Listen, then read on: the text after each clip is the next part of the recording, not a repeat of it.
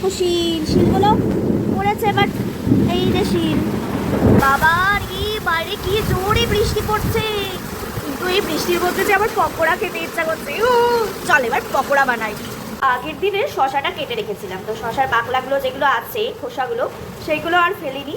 আমিও ভেবেছিলাম সকালবেলা যদি পকোড়া ঠকোড়া করি তাহলে এইটা দিয়ে কাজে লেগে যাবে, তো আমি এইটা দিয়েই পকোড়া বানাবো। তো একটা বিটের টুকরো আছে, শশার বাকলা, আর একটা পেঁয়াজ আর একটা পেঁয়াজ আর কয়েকটা লঙ্কা কুচি আর বেসন দিয়ে ভালো করে মেখে পকোড়া খাবো।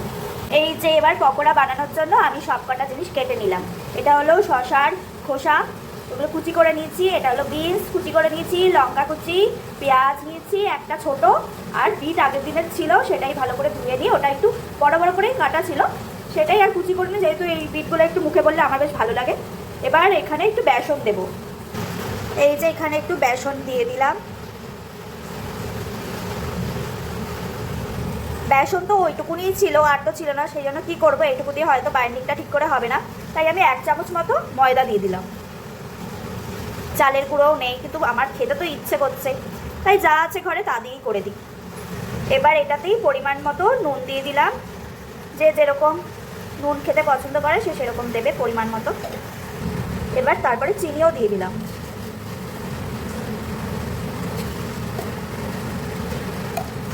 আমার মায়ের বানানো ধনে জিরের একটা মশলা বানানো আছে, এটা একটা সিক্রেট মশলা, আরও অনেক কিছু দেওয়া আছে। এটা যে না দিতে চাইবে তারও বেশ ভালোই লাগবে খেতে। আমার ঘরে যেহেতু এটা বানানো আছে তাই আমি এটা দিয়ে দিচ্ছি, অল্প একটু, বেশি না, ব্যাস আর দিতে হবে না। আর অল্প একটু কাশ্মীরি লঙ্কা গুঁড়ো দিলাম, একটু লাল লাল হবে, একটু ভালো লাগে দেখতে, যাই হোক। এবার ভালো করে কষলে কষলে মাখবো। এটাতে এক ফোঁটাও জলের ব্যবহার করবো না, এই পেঁয়াজ থেকেই যা জল বেরোবে সেটা দিয়েই ভালোভাবে মাখা হয়ে যাবে। একটু ভালো করে টাইম নিয়ে একটু মাখতে হবে। আমি মেখে নিই তারপরে ভিডিও করবো, এক হাত দিয়ে ভিডিও করতে খুব সমস্যা হয়। এই দেখো আমাদের মাখা হয়ে গেছে, দেখো পেঁয়াজ থেকে জলটা বেরিয়ে কীরকমভাবে মাখা হয়ে গেল।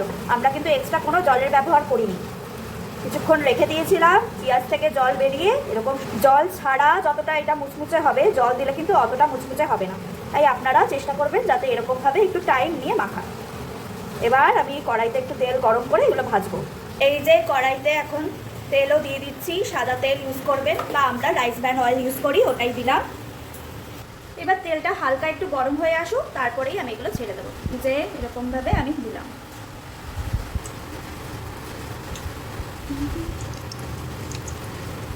এই দেখো সব কটা যে কটা হওয়ার ছিল সেই কটা আমি তেলে দিয়ে দিয়েছি। এবার এগুলো একটু ভালো করে ভাজুক, ভালো করে ভেজে তারপর তুলে নেব। এই দেখো পকোড়াগুলোর একদিকটা প্রায় হয়ে এসেছে, একটু উল্টে পাল্টে নিই পকোড়াগুলোকে, এই দিকটাও যাতে হয়ে যায়। এদিকে চাও ফুটছে, এদিকে পকোড়াও হচ্ছে, চায়ের সাথে পকোড়া উফ জমে খেয়ে। আমার এই পকোড়াগুলোও হয়ে গেছে প্রায়, না প্রায় এখনও হয়নি, আরেকটু হবে, কারণ এই দিকটা এখনও পর্যন্ত হয়নি, আরেকবার উল্টাতে হবে। আমি লো টু হাই ফ্লেমে করার চেষ্টা করছি।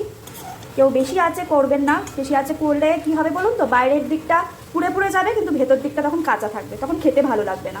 এই দেখো আমাদের পকোড়া ভাজা হয়ে গেছে পুরোটাই, কি সুন্দর হয়েছে পকোড়াগুলো, খুব সুন্দর হয়েছে, দেখে লোভ লাগছে তাই না? আমারও বেশ লোভ লাগছে। এবার তাড়াতাড়ি একটা প্লেটের মধ্যে আমি তুলে নিই পকোড়াগুলোকে, তারপরে চা দিয়ে খাবো। এবার আমি পকোড়া দিয়ে চা দিয়ে খাবো। চলো আজকের জন্য আসি, আবার অন্য কোনো ব্লগে দেখা হবে, টাটা। চায়ের সাথেটা জমে গেল বিকেলটা। গরম তো ভাঙা ভাঙে কি করে ভাঙো দেখো, কি গরম, ভেতরটা ভালোভাবে কুক হয়েছে, হ্যাঁ ব্যাপক হয়েছে।